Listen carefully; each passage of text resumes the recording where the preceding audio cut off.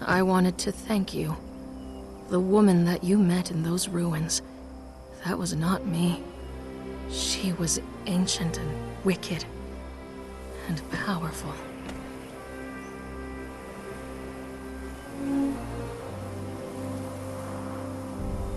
You almost killed me in that city.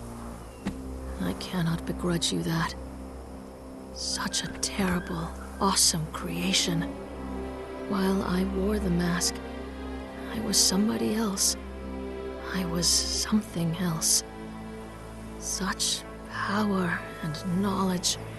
I stood on an island in a vast ocean. I could see across the water in every direction. And that ocean was time. I am sorry. It is difficult to describe. All I have are fragments. Her memories evaporate from my mind like mists above the oasis. If you have questions, you must ask them quickly. My mind is leaking, purging itself of all traces of that woman.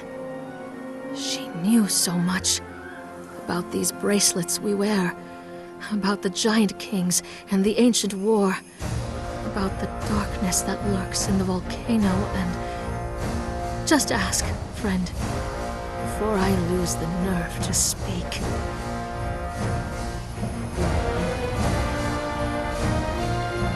The bracelets, she made them together with the giant kings. The bracelets were imbued with the power of 7 artifacts. The Witch Queen's mask, the diadem of the giant kings, the tears of 2 races, the shining trapezahedron, the star of the champion, the heart of the sands, and the black ring of Set. The bracelets were created to translate any language for the wearer, to allow swift movement around the Empire, and to allow communication and recording through the lore stones. It was only later, when the war began, that the Queen suspected that the Giant Kings had included a death weave in the sorcery. Any who tried to flee their control were simply killed by the curse wall.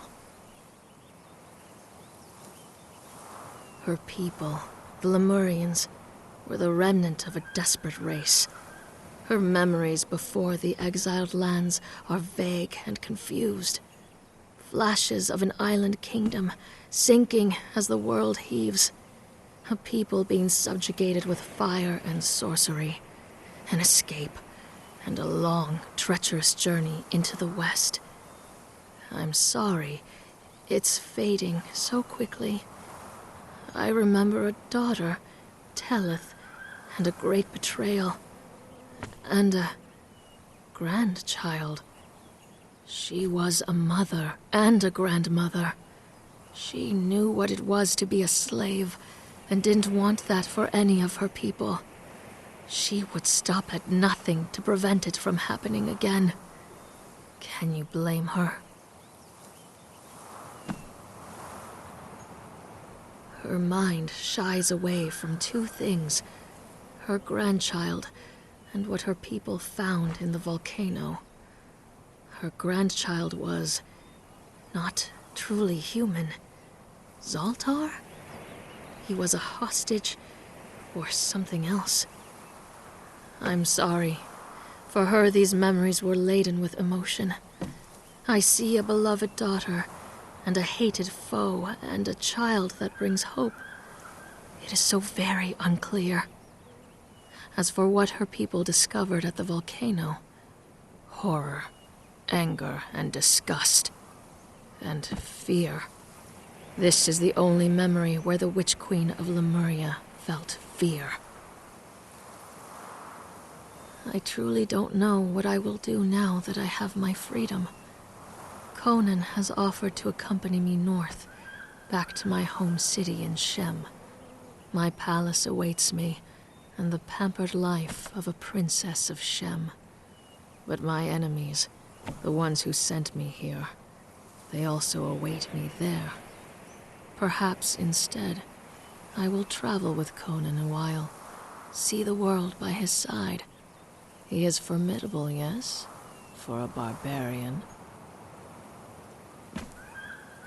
You almost killed me in that city. I cannot begrudge you that. Such a terrible, awesome creation. While I wore the mask, I was somebody else. I was something else. Such power and knowledge. I stood on an island in a vast ocean.